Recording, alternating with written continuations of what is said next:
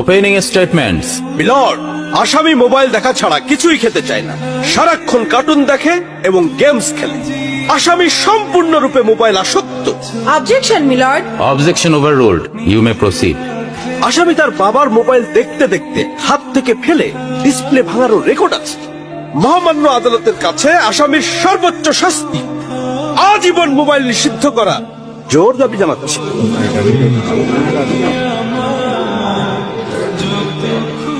Order, order.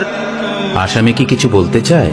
হ্যাঁ, আমি ভুল করেছি, আমি অপরাধী।